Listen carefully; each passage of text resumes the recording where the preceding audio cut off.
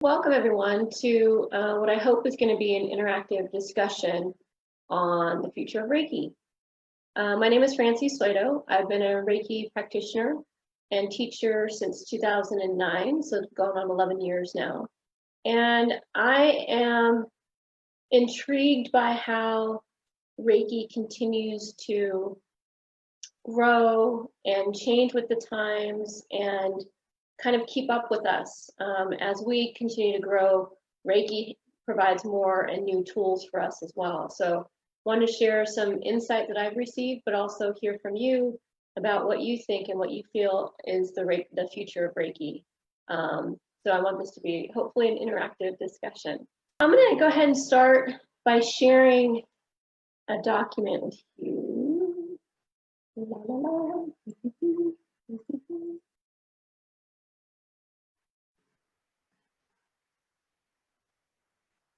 All right. Making sure that shows up. So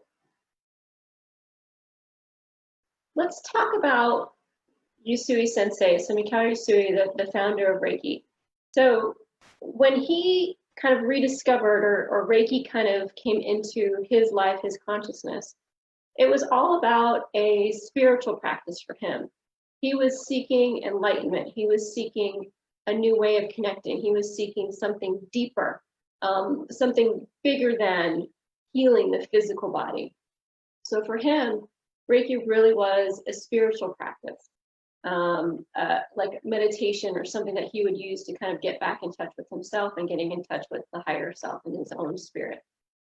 Now, if we look at the dates, it's what I found fascinating is the idea that Mikao Usui only had Reiki for about 5 years before he passed. And so in those 5 years, he did a lot with Reiki. He set up his school, his practice. He had a handbook. He taught. He shared Reiki across Japan. And before he passed, he would tell his subsequent students, like Dr. Hayashi and others, to keep exploring, to keep finding out what this Reiki thing is, and continue to evolve it and let it to evolve you and let it show you what it's capable of. So it's in that philosophy, it's in that theme that I want to start our discussion today, is continuing to see how Reiki evolves, how it evolves us, and how we can use it in these very challenging times in a new and different way. Okay, any questions? Feel free to raise your hand if you're on Zoom, or you can ask them on Facebook. So it's really about this exploration of what Reiki is. So, you know, I like to challenge myself and my students, and I like to challenge all that are watching, if you're a Reiki practitioner, even if you're not, to try and understand what's beyond what you've learned about it. How can you get a sense of what Reiki is for yourself? How can you go within and hear what Reiki has to tell you? Feel what Reiki is doing in your system. Be guided on how to use Reiki with different clients. Think out of the box. Think of new tools. Think of new methodologies. Think of incorporating sound, which we're going to talk about later. Think about incorporating crystals. Like whatever you feel would resonate with Reiki or what Reiki's trying to show you, just honor that. And don't feel like you need to be boxed in or put into specific guidelines just because that's how you were taught or that's how you were read. So I would encourage you to kind of expand and kind of come out of the comfort zone a little bit and see what Reiki has to offer. So before we get into more of the discussion, at this point, I'd love for all of us to just sit in Gassho prayer position. For those of you that are Reiki practitioners, this is just basically how we kind of set our intention for Reiki to flow. For those non-practitioners, you can just sit and enjoy and imagine a white light surrounding you. Let's just for a few minutes sit before our discussion and allow the Reiki to flow through us.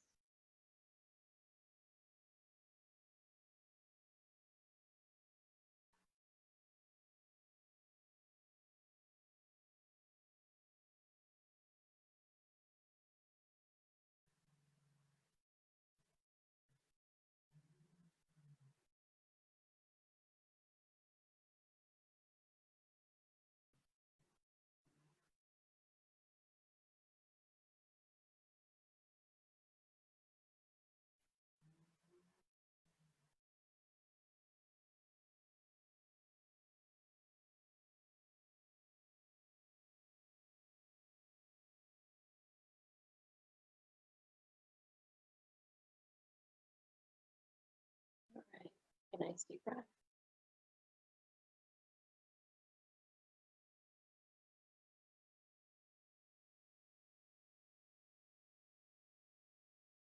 All right, thank you for that.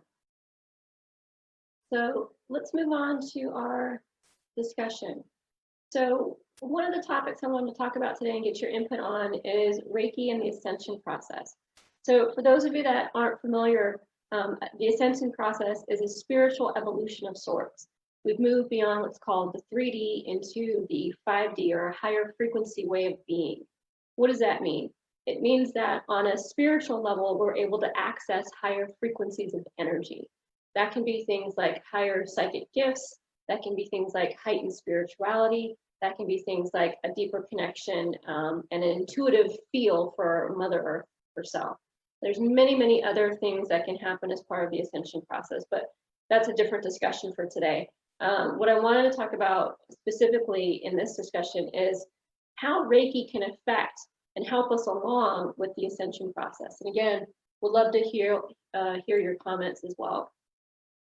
So what I found is that Reiki is really fantastic on the major and the minor chakras. So the 7 major chakras up and down the body. So the crown, third eye, throat, heart, solar, sacral, and root. It really helps to eliminate any kind of fears you might have around those issues, around those chakras, as well as any blocks or anything that's preventing you from moving yourself forward.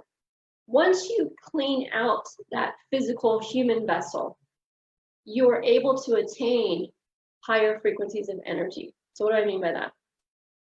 When we work on ourselves, the root chakra, fear of money, safety, security, shelter, the sacral, any kind of sexual trauma, appetites and desires, being able to manifest our dreams and desires, our solar plexus, so our power center, being able to step into our power, feeling comfortable and confident in our own skin, the heart chakra, love relationship for ourselves, love relationship for others, the throat chakra, being able to speak our truth and have our voice heard and our own creative outlet expressed as well.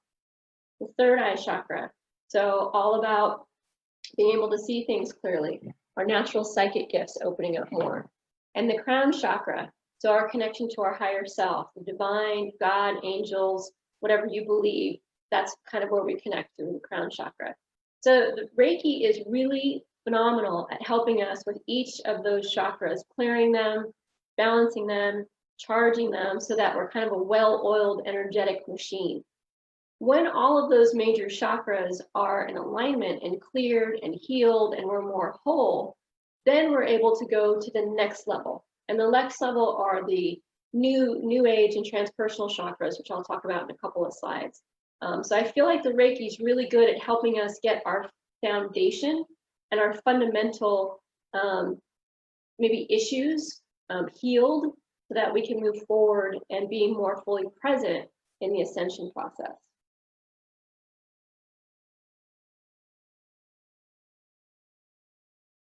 Reiki also, if you're familiar with Reiki level 2 or higher, right, has the mental and emotional symbol. And that really helps us to create better habits for ourselves.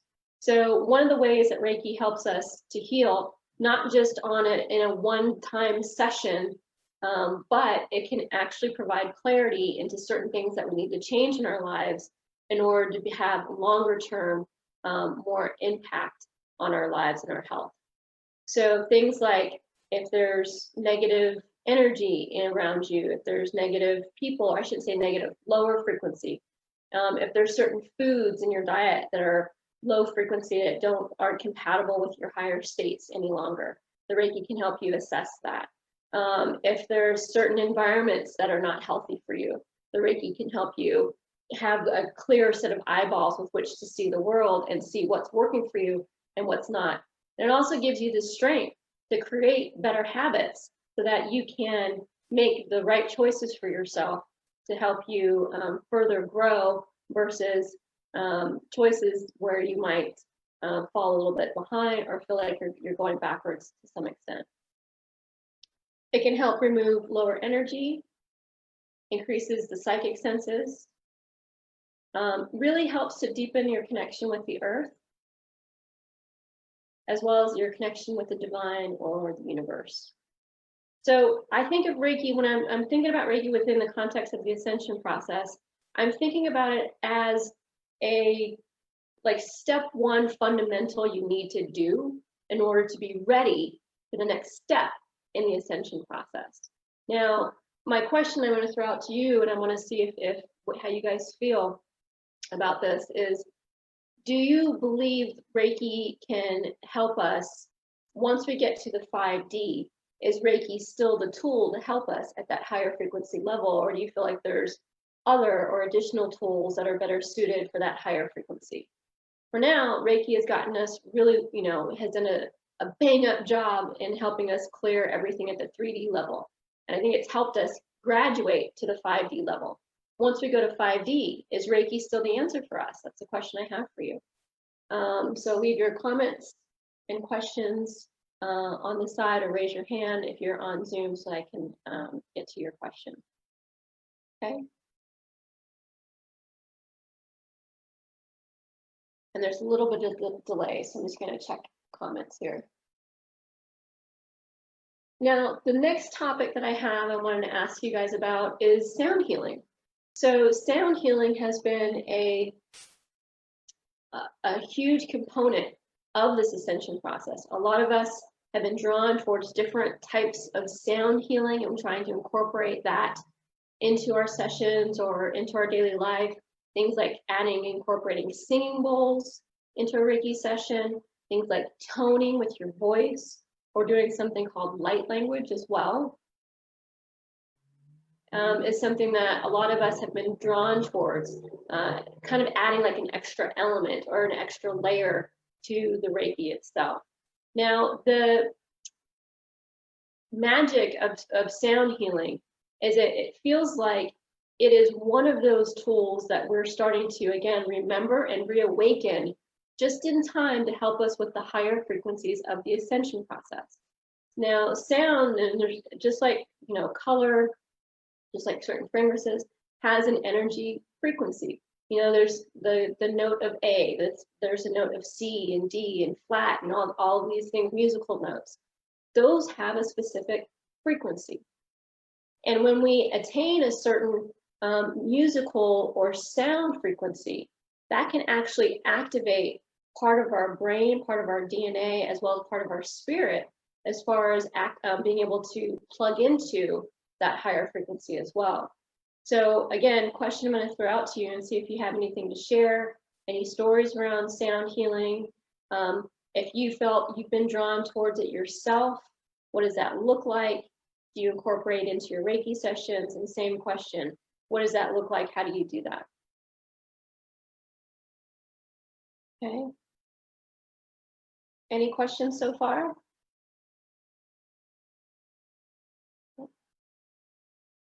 Checking back over here for a second.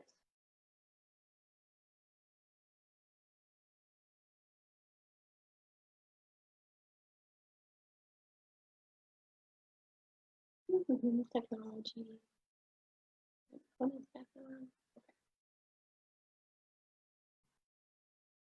Okay, great. Tuning forks, I've seen a lot of folks incorporate tuning forks as well to add an extra layer for that. So keep an eye out for being pulled towards or called towards using sound with your clients or sound for yourself. I think there's something to that. Been drawn to it. Teresa's been drawn to it for 3 years now. Yeah, it's something that I think we're all moving towards. Just like a lot of us have been using crystals for quite a while now. There's something about sound healing that's going to help us kind of in the next level once we get into and are fully incorporated into the 5D. Okay. Now I'm curious, show of hands or alike, have you heard of the New Age or Transpersonal Chakras? Now this is these are kind of chakras that have come out in the last couple of decades or so by folks that are really intuitive. They use the word chakras to describe them, but actuality, in my own kind of development, they don't feel like or act like the regular chakras that we're used to. They almost feel like access points or points of deeper integration. And again, this isn't, there's not enough time today to go into what the transpersonal chakras are. I do have a video of them on my website and my YouTube channel if you want to check those out under resources. But suffice to say, the transpersonal New Age chakras are higher frequency chakras. And so again, as we move into the ascension process, we're going to be able to tune in and access these chakras and understand a deeper connection to the earth, a deeper connection to our eternal soul, and a deeper connection to the divine, the universe, and our place within it. How can Reiki help us with that? You know, a lot of us feel that Reiki is really good, like I said before, on the 7 chakra system, the major and the minor chakras. But are they effective with these higher frequency chakras? Are they effective with the causal, the soul star, the stellar gateway? Or do we need new tools or different tools to help access those higher frequencies? That's a question I pose to you. If we go back to what Isui shared with us, or how Isui thought of Reiki, there is no ceiling. There is no finite ability that Reiki has. Reiki will keep growing as we continue to grow. As our needs change, the Reiki should and will evolve and show us how to use it in the future. I personally haven't used Reiki that much with these New Age transpersonal chakras because Reiki for me is still a very healing the 3D tool. I have other tools that I use to kind of access and try to activate these transpersonal New Age chakras, but I wanted to, again, pose this question to you and see if there's any additional insight or experience that you might have with working with Reiki and the transpersonal chakras. Okay. All right. Now, I've been talking about this since March, so probably be a little bit of a repeat for some of you. Let's talk about Reiki and COVID. For those of you that are practitioners out there, this is a very challenging time to do in-person Reiki sessions. Most of us are hesitant to open that up just yet. Most of us aren't allowed to, depending on where you are in the country, where you are in the state, what part of which county you're in. And we've all been probably getting conflicting information about what's safe and what's not. My personal stance on it is because people come to me for healing and being well, I can't let them come to a session if I'm not 100% confident that there is zero risk of them getting ill. It would be counterproductive if somebody came to see me in person and for however reason would get COVID. So for me personally, I've continued to do remote sessions, which have been going phenomenal and are extremely powerful. And in some cases, it feels more powerful than in-person sessions.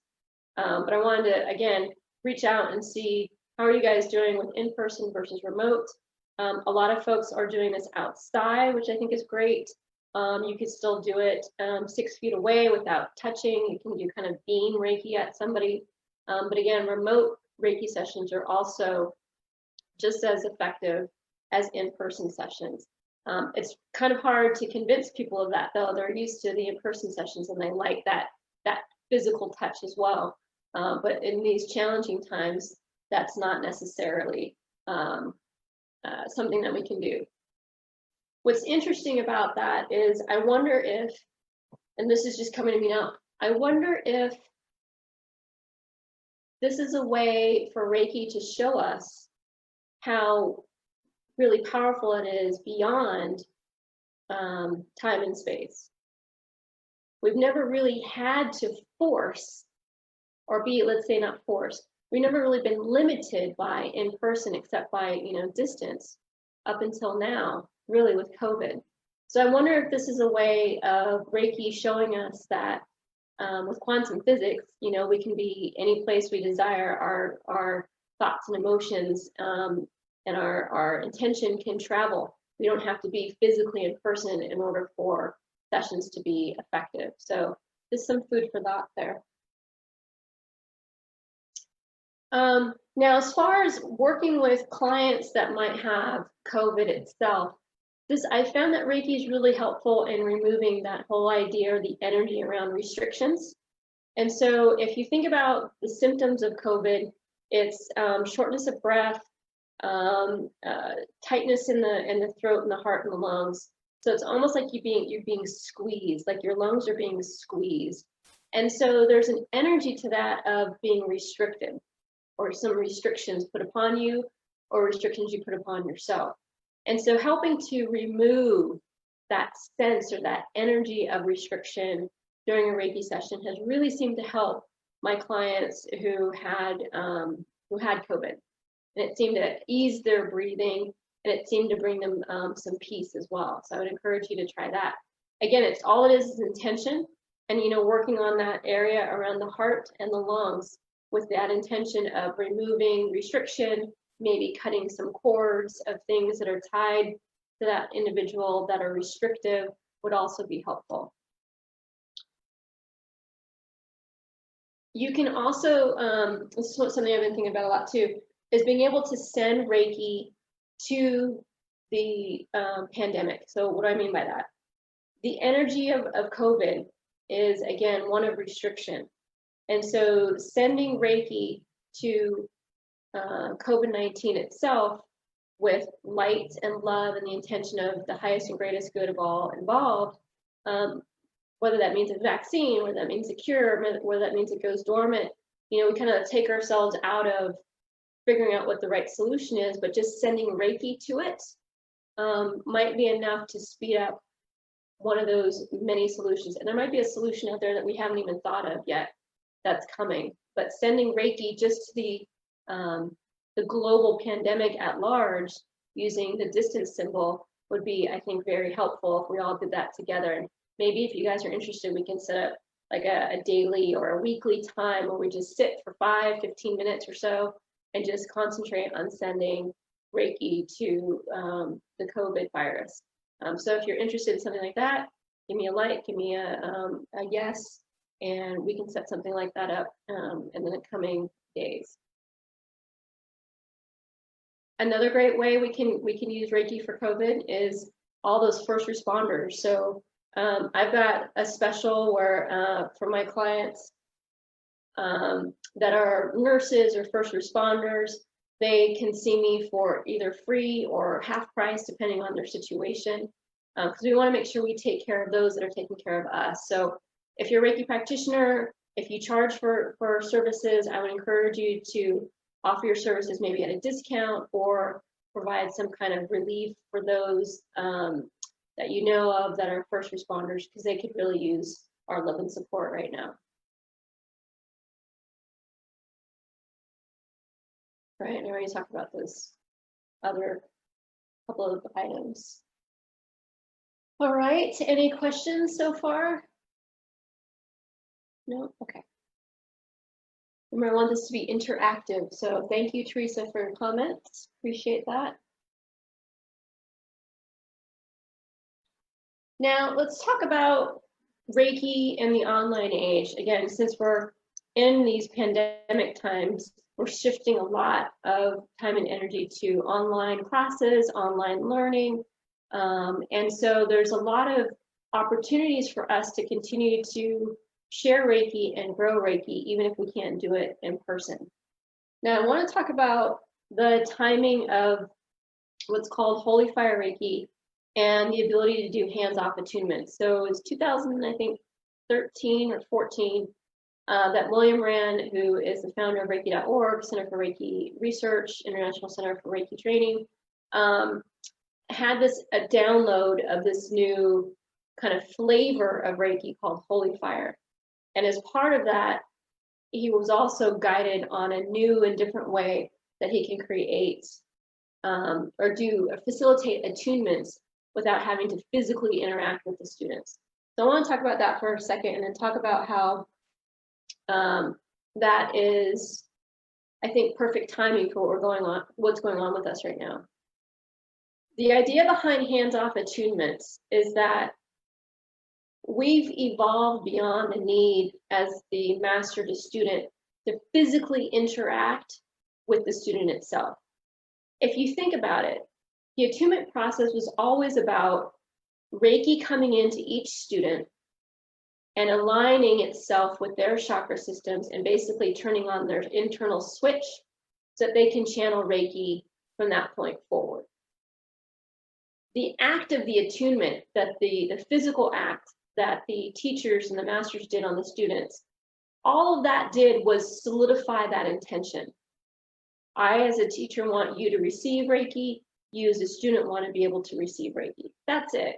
The mechanics of it and the touching and the blowing and all that stuff that we did behind the scenes, that was only a way to help crystallize and solidify our intention for the attunements to take hold. We don't need to do that any longer. Not to say you shouldn't. If you love doing the in-person attunements, please do. But in these times when we can't necessarily meet and touch people, especially right now, I want to encourage you to try doing hands-off attunements. And how does that work? Well, at a Reiki master level, what you do is you guide the students through a state of receptivity, so where they're kind of relaxed and they're open, and then you allow Reiki to come in and do the attunement on its own. There's a lot of benefits to that. One, you don't have to be in person. Two, it's not as physically strenuous as it was for Reiki masters. If you had a class of 12 students, it was really physically hard to attune all 12 at the same time or more. And three, you can do it remotely, right? So you don't have to do it while you're even in the same room together. And four, most importantly, there's also the idea that when us as master teachers would physically interact with the student, we could, because we're physical beings, we're not pure beings of light just yet, we still have egos, we still have our own stuff. By us interacting with the students during the attunement process, we might actually be limiting or lowering the frequency of the energy of the attunements. I'm not sure I believe that myself personally, but that's something else I've heard of in this kind of discussion of hands-off attunement. So just food for thought. Would love to hear your comments on that. Okay. So I would encourage you to continue to take classes and to teach classes online for Reiki. In the past, I've been a real strong opponent to online Reiki learning. The reason for that was we didn't have the hands-off attunement process, for one. And for two, a lot of the online classes are pre-recorded. And so the student would take it kind of in isolation without the benefit of teacher interaction or other student interaction. So I found it's been kind of challenging, but I found some ways of creating my Reiki 1 and 2, and then I'm going to be teaching my Reiki 3 masterclass in a couple weeks here, all online via Zoom, so that we still have a class group setting. It's still interactive so that I can, give feedback, answer questions, give one-on-one support. But then what we've also had to do to adjust to doing this remotely is have practice partners at home.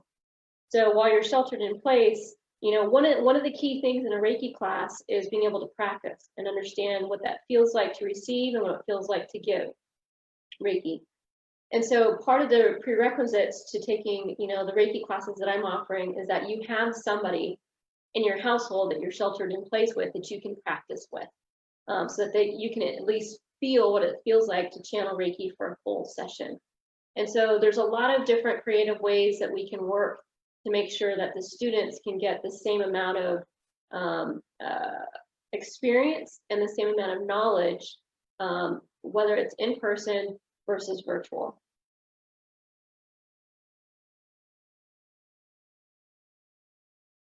I would encourage you to also continue to host Reiki groups, Reiki shares online. They've worked really well. I've done my healing nights. I think I skipped one in March because I wasn't sure how to do it. But I would encourage you to continue to offer those, offer support to those around you, even if it's just friends and family. You know, hey, this Saturday, 8 o'clock, tune in and let's all, you know, sit and I'm going to beam Reiki at you guys. You know, right now, we all could use a little uplift. And so I encourage you, whether you're Reiki 1 or 2 or 3, get out there and try to offer Reiki to more folks online.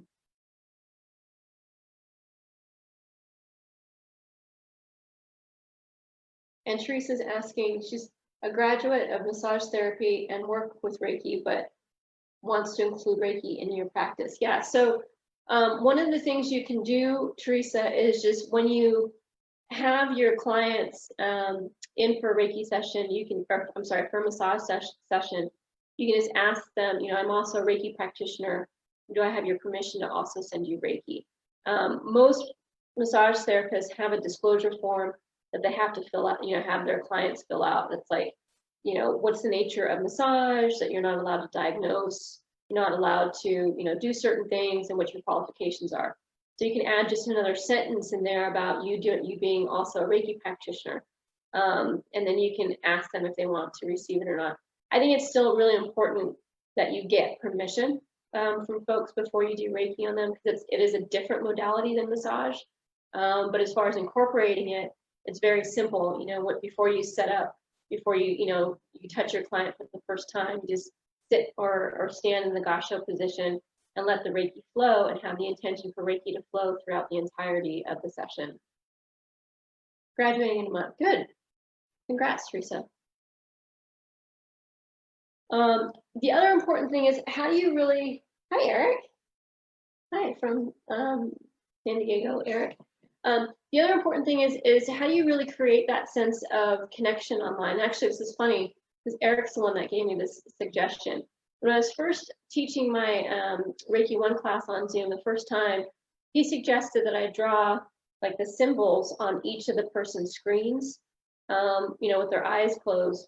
And that can one, bring them energy into their own space, but also Reiki the whole group, the screens of everybody's, like all the video screens of everybody, so that we have this sense of unity, the sense of connection, and the sense of community across all of us in the class. And so I would encourage you also, if that's something that you're interested in doing or trying out, is to beam Reiki at all of the people on the screen, either individually or all at once or both. And that's a great way of kind of feeling more connected before you start a class, before you start a talk, or before you start just a Reiki share. Okay.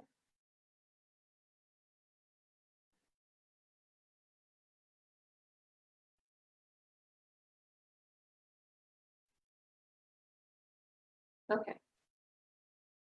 So my big lingering question to all of you out there is, you know, what's next?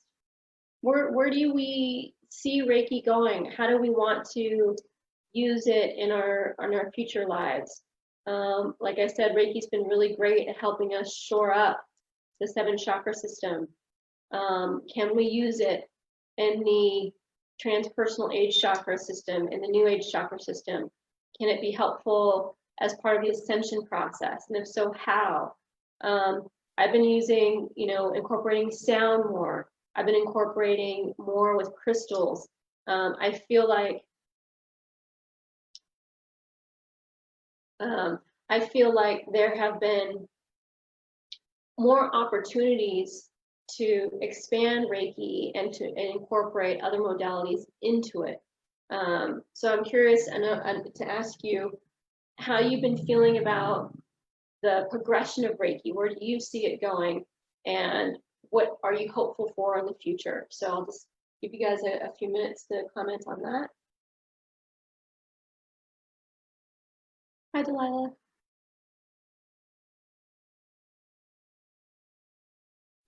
Hello.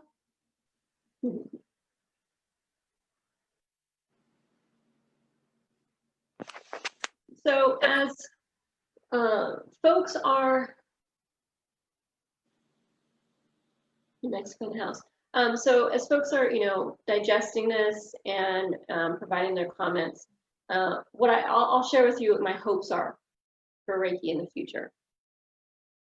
My hopes are that we continue to use Reiki as a dynamic, evolving tool that will help us continually grow and evolve as spiritual beings.